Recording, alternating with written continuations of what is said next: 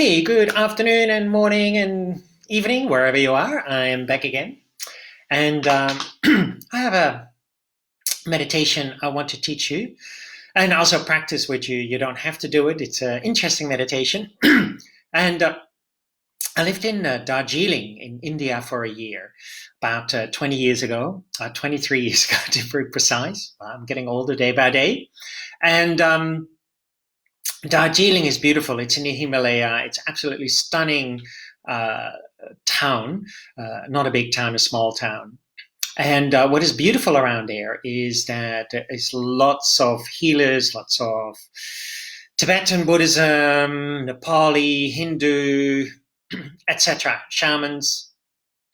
And yeah, it's a big Tibetan community. And I really enjoyed going to the monasteries there and involved in the Tibetan Buddhist community. We had a friend who was a professional tanka painter, and I would sit in his little studio above his little shop. It was tiny, tiny, and he would paint these beautiful Tibetan tankas. And we actually do sell them for him. We don't take any profit on it. All the money goes to them. They're not a very wealthy family, and just to support them, what is great. And he makes them also with these beautiful traditional colors. But anyway, one of the practices in Tibetan Buddhism, what I really like, and I think what is really fantastic in these difficult situations and these difficult times, is the practice of Tonglen. And Tonglen means taking and giving.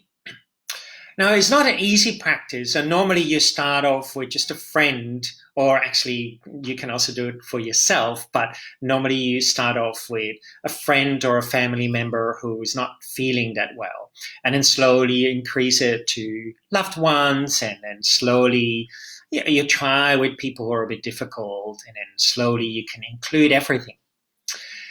And the practice is actually that you're taking on, so you're breathing in, and you feel that you're breathing in all their suffering of other people. So of your friend or a family member, or maybe of the whole world. Now, when we do this, you visualize maybe that suffering as painful, or you feel another kind of sensation, or maybe you see it as a visual thing. For me, normally when I do this, I feel I'm breathing in with my whole being. It's almost like tar. It's like this black, sticky, gooey stuff out of people. And I welcome it, and I say, okay, give it to me. It's okay. And then when I'm breathing out, I'm sending them light and love and compassion and kindness. And nowadays, particularly in the Reiki community, there's a lot about distance healing. Of course, distance healing is wonderful. And but it's often seen as oh, I'm doing this to you. But actually, this particular way I find very interesting because a lot of people find it very scary. And they say, okay, when I breathe in this suffering, man, what do I do with it? I don't want their pain. I don't want their discomfort. But actually, here is a really interesting thing. A mother whose child is very, very sick often would say, please give that illness to me. I take it on from my child, that my child can live in peace and in health, and etc. So if you really think about in the precepts, show compassion to yourself and others, it's really feeling that we're taking on this suffering of other people. So this practice of Tonglen and breathing in the suffering of people is actually really good for compassion. It really shows us how far have we come in our compassionate work. So also it really is about letting go of the ego. It softens this practice softens the ego, because when I feel scared and fearful of doing this, then I'm holding on really tight to the ego. So I need to really soften the grip on the ego to be able to breathe in the suffering of people. Maybe imagine that you're breathing in the coronavirus into your body and then sending out this light. Of course, that is not that easy, isn't it? It can be quite confrontational for people. But here is the beautiful thing about practicing of Tonglen and doing this, is really also feeling that we're all interconnected.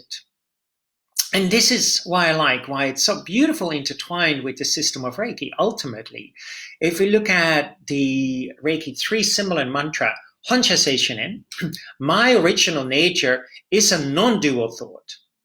Or my original nature is right mind. What is this right mind? Is a non-dual thought. That we're all really in this non-duality ultimately.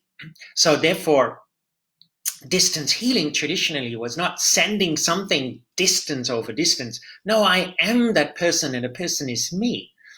But if we don't have that foundation of the first 2 symbols and mantras and maybe Joshin Kokyu-ho, the grounding and the support, then feeling this oneness, this deep interconnectedness can be quite confronting. Specifically if that person is sick, right? Say maybe a friend of you has the coronavirus and says, okay, I'm going to really feel this deep interconnectedness with that person. If you still have a lot of fear, then what do you do with it? So it's really important, therefore, to first deal with your own fear, that you feel grounded and centered. And this is why over time, distance healing became more a one-way street, because people hadn't worked yet with their own fear and worry. So it became much more like a one-way street. I'm going to give you something, I'm going to send you something.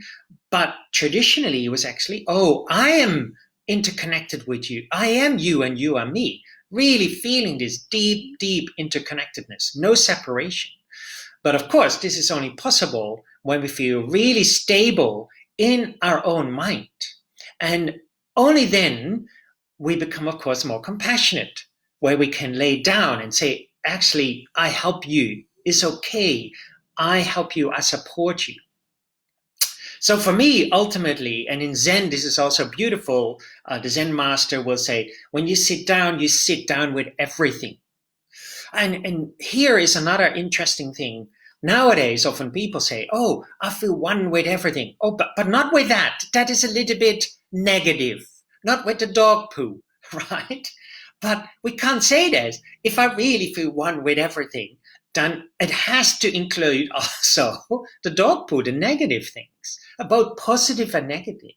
So this is a really important element. If we want to go deeper within the system of Reiki, deeper within our compassion, we have to ultimately also feel that deep interconnectedness. I am that person, this person is me.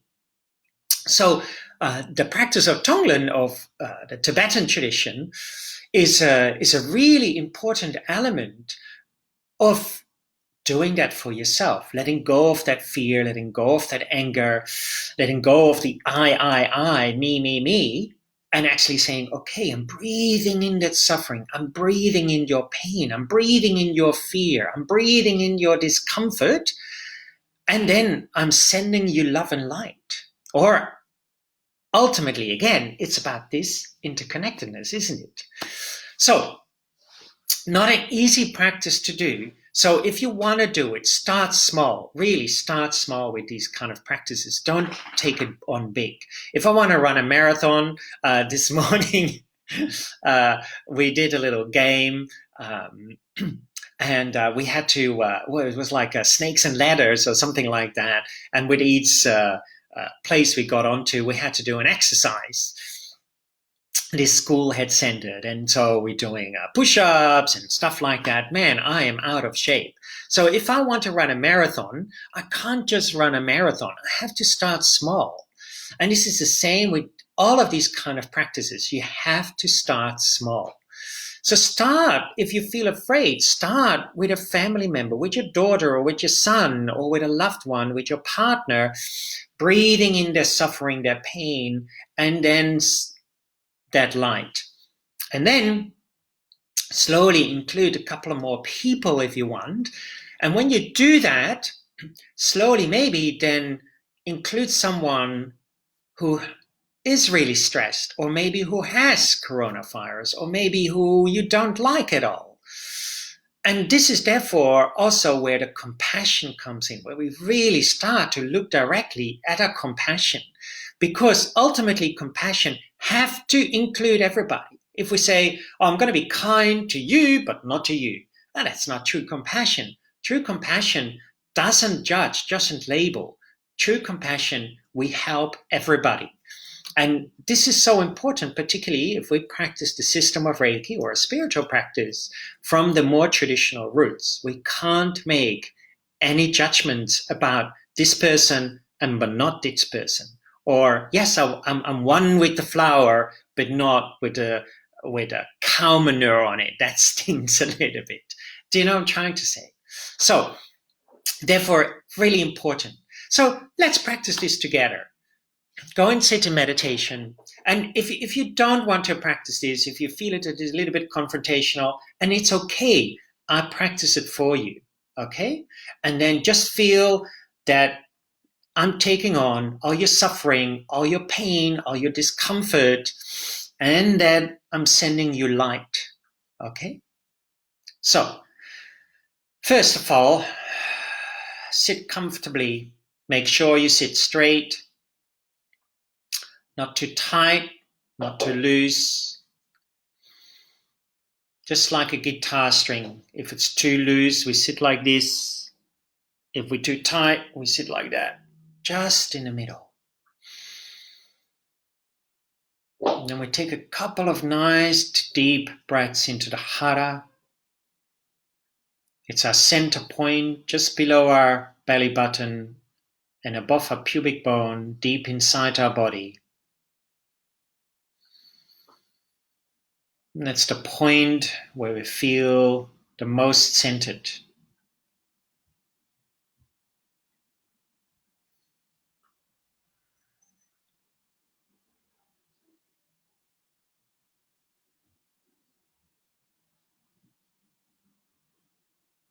Now think about a person or a group of people, or maybe all sentient beings. Doesn't matter. Again, start small.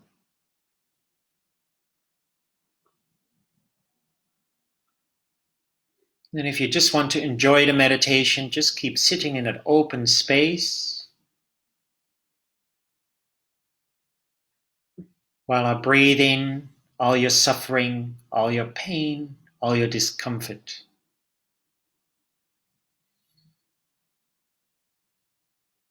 And when we're breathing that in, feel it as pain and suffering. Personally, for me, I often see it as a kind of a black tar, what is sticky.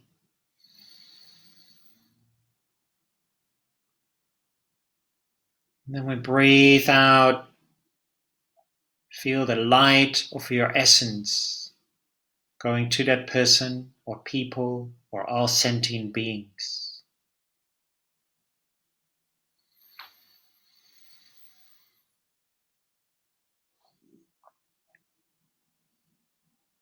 So we're breathing in all the suffering, the emotional and mental suffering, the physical suffering. We're breathing in, if you want, the coronavirus into our own body.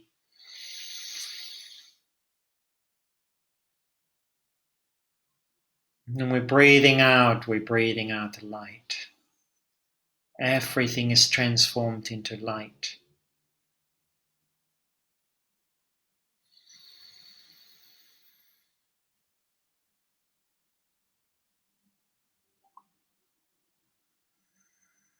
Now just keep following this pattern. Breathing in the suffering, breathing out light.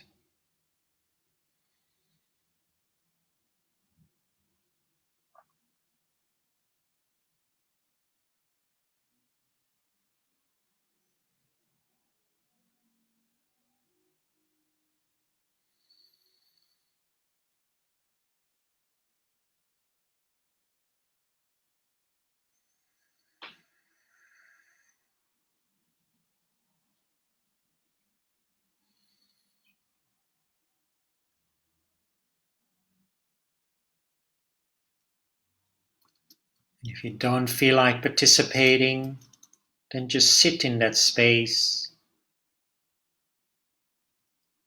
Feel that on my in-breath, all your suffering is being taken away, all your pain, all the viruses. And then on my out-breath, you're engulfed in the light of love and compassion and healing.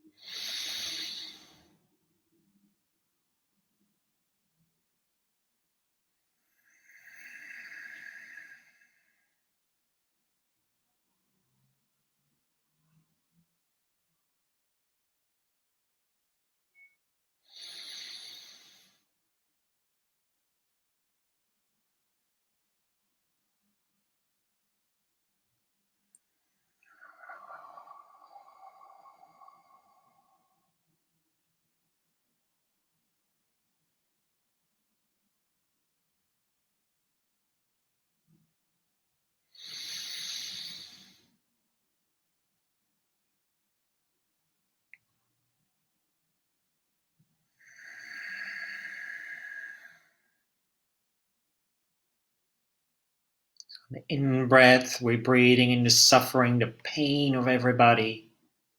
Just one person, or all sentient beings, whatever feels comfortable. On the out-breath, we breathe out light, so that all the people or a person or sentient beings are engulfed in light.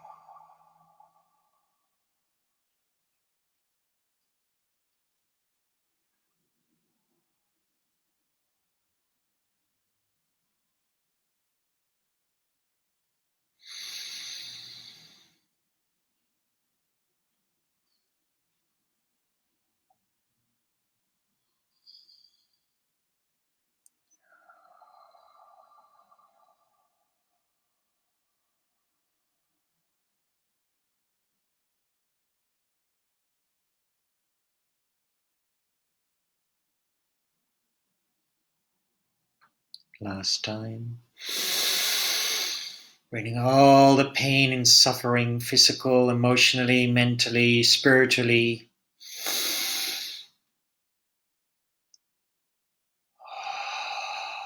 breathing out light.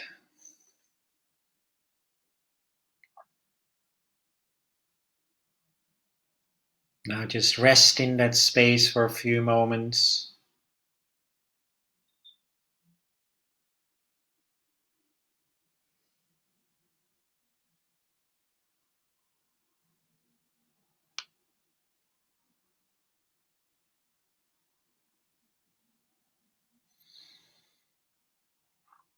Take a couple of deep breaths into the hara, that center point just below your belly button and above your pubic bone, deep inside your body.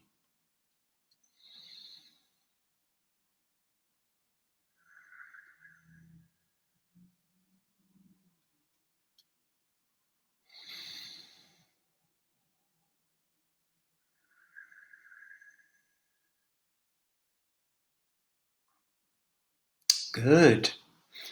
So yeah, this practice I think is really, really powerful on many different levels.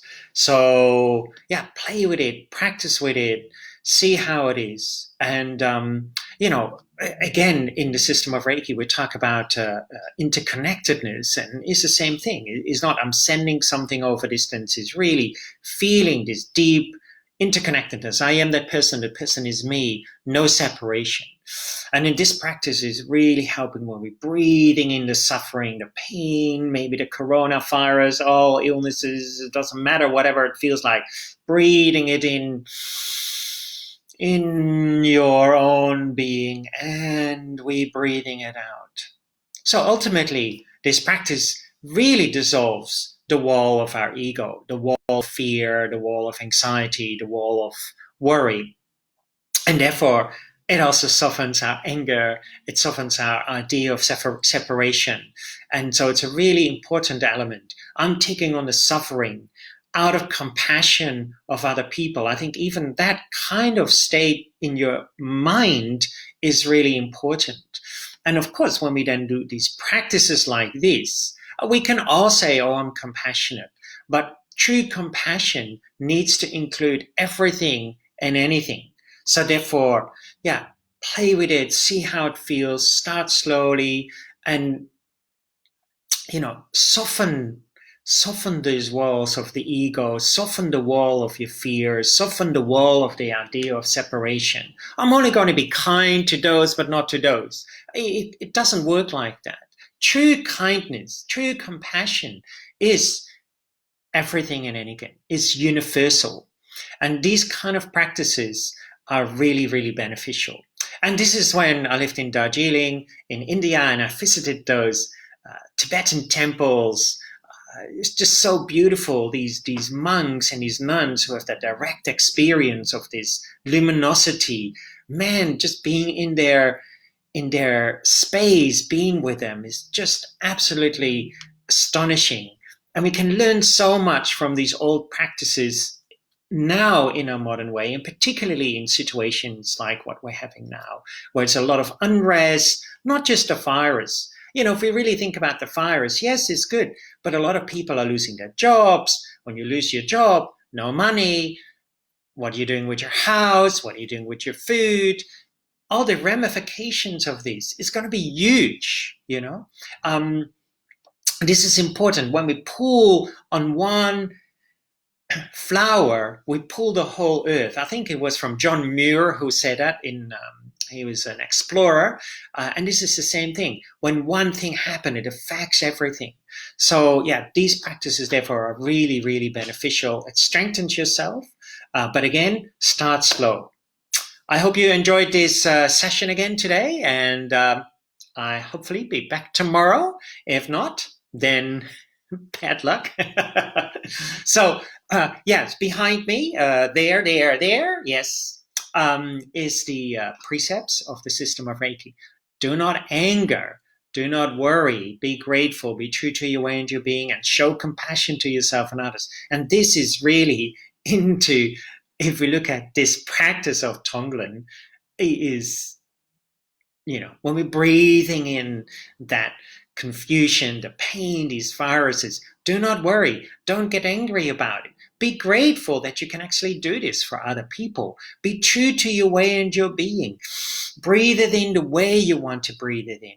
and then show compassion to yourself and others. It's this light, this luminosity. So it's all there. We just have to look really deep into it to find it.